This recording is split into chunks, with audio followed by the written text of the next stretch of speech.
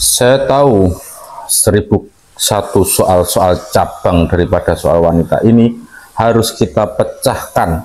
Saya sendiri telah sering sekali bermusyawarah dengan pemimpin-pemimpin wanita Indonesia, dan selamanya banyaklah soal-soal cabang yang menjadi acara permusyawaratan itu. Demikian pula sering sekali saya menerima keluhan-keluhan dari kalangan wanita yang mengemukakan keluhan bermacam-macam ragam. Misalnya, soal bagaimana menyembuhkan wanita dari penyakit kompleks inferior yang telah turun-temurun bersarang dalam jiwa mereka.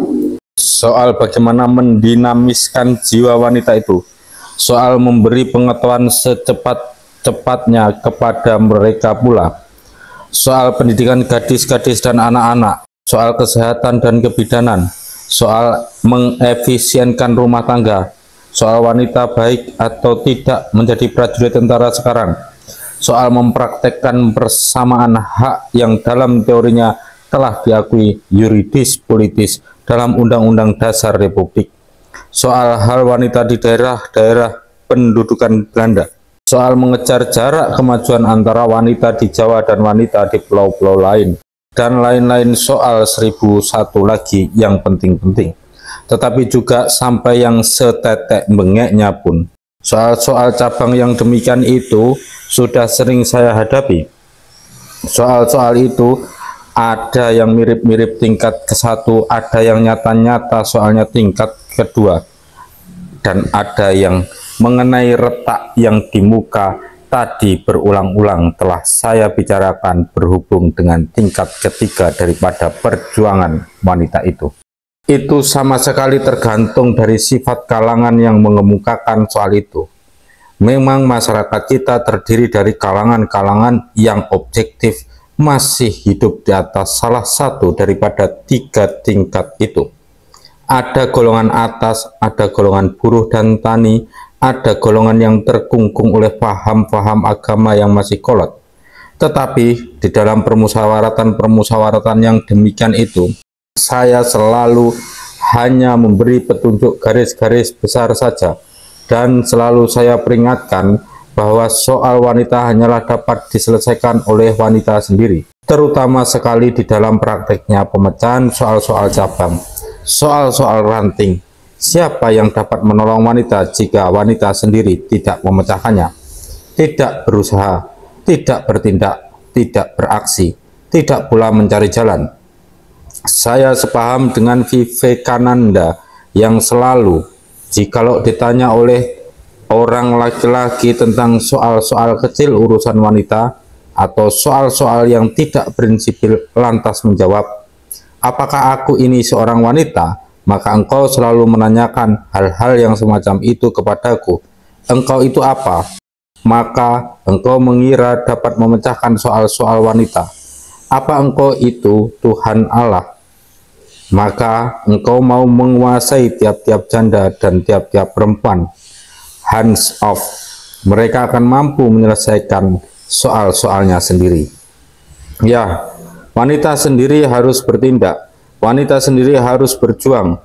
Tetapi ini tidak berarti bahwa wanita harus berusaha terpisah sama sekali dari pihak laki-laki. Tidak untuk kepentingan wanita pula. Wanita harus menjadi roda hebat dalam revolusi nasional. Wanita di dalam revolusi kita ini harus bersatu aksi dengan laki-laki, dan wanita pun harus bersatu aksi dengan wanita pula. Jangan terpecah-pecah, jangan terpecah-pecah, bersaing-saingan, jangan ada yang memeluk tangan. Di dalam revolusi nasional kita ini semua golongan harus didinamisir, dan semua golongan itu harus diarahkan ke satu tujuan pula. Jangan ada 2 golongan, walau yang sekecil-kecilnya pun, yang bertabrakan satu sama lain. Oleh karena itu, maka sejak dari tahun 1928 saya menganjurkan kepada wanita Indonesia untuk memborong ketiga-tiga tingkatan itu di dalam satu gelombang yang maha sakti. Memborong tingkat ke-1 ditambah tingkat kedua ditambah tingkat ketiga itu, yang di dalam masyarakat kita objektif tentu ada, di dalam satu sintese program perjuangan wanita yang bersama-sama dengan laki-laki atau tidak anti laki-laki, betul-betul menggenggam gempitakan tenaga nasional.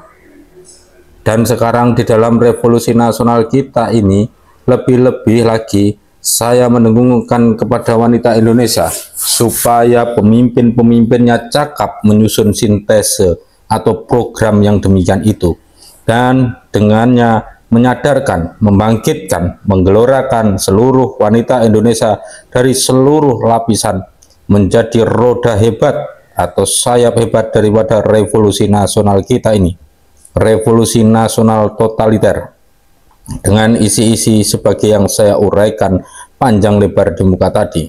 Jikalau umpamanya di Indonesia ini ada bermacam-macam perserikatan-perserikatan wanita atau partai-partai wanita, entah dari tingkat ke-1 atau feminiskah atau neo-feminiskah atau sosialiskah, dijadikan perserikatan-perserikatan atau partai-partai wanita itu sedapat mungkin berfederasi atau beraksi bersama menjadi satu gelombang maha besar yang di bawah panji-panjinya sintese program itu menggelombang ke satu arah, ke arah benteng penjajahan yang harus diremuk redamkan bersama-sama, dihantam hancur lebur bersama-sama. Buatlah revolusi Indonesia ini betul-betul revolusi nasional yang totaliter, revolusi nasional yang totaliter, yang isi-isi sebagai yang saya uraikan itu sebagai pembuka pintu kepada masyarakat sosialisme, satu-satunya masyarakat yang dapat memberikan kebahagiaan kepada wanita. Apakah ini berarti satu anjuran tersembunyi kepada wanita Indonesia supaya menjadi anggota daripada misalnya partai sosialis? Sama sekali tidak. Saya mengharap wanita bergerak, tetapi saya bukan propagandis sesuatu partai. Saya tidak mengutamakan sesuatu partai. Faham sosialisme saya kemukakan di dalam kitab ini di dalam artinya yang umum, tidak berhubungan dengan anggapan atau program atau organisasi sesuatu partai. Cita-cita sosialisme memang bukan monopoli sesuatu partai, bukan milik sendirinya sesuatu golongan manapun juga. Lama sebelum partai-partai yang sekarang ini berdiri, lama sebelum revolusi kita ini berjalan, ya, lama sebelum perang Pasifik pecah yang memungkinkan revolusi kita itu meledak, cita-cita sosialisme telah mengisi dadanya banyak kaum pergerakan Indonesia yang sadar, sudah mewahyui nasionalisme kita menjadi sosionasionalisme dan demokrasi kita menjadi sosiodemokrasi.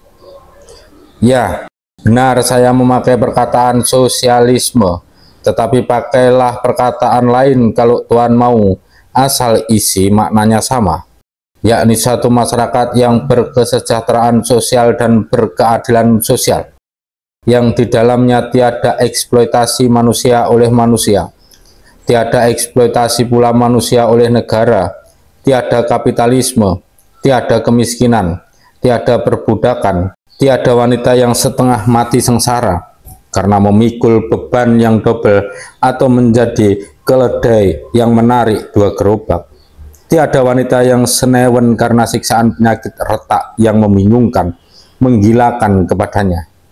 Saya memakai perkataan sosialisme itu oleh karena perkataan sosialisme telah lazim, oleh karena saya tidak dapat mencari perkataan-perkataan lain yang lebih tepat, dan juga oleh karena dengan terminologi atau perkataan sosialisme itu pembaca dapat memperdalam pengetahuannya tentang sosialisme dan gerakan wanita sosialis di buku-buku lain. Bukan oleh karena saya hendak mengutamakan sesuatu partai, saya hanya mengharap bahkan membangkitkan segenap jiwa ragaku dalam usaha supaya seluruh rakyat Indonesia, laki-laki, perempuan, tua, muda, berjuang dan sekali lagi berjuang, aktif dan dinamis di dalam perjuangan nasional bersama dengan isi-isi tujuan ke arah sosialisme itu. Tidak peduli di dalam partai manapun juga atau gerakan manapun juga. saya mengutamakan keaktifan, dan isi keaktifan itu tidak mengutamakan nama-nama dan formalitas.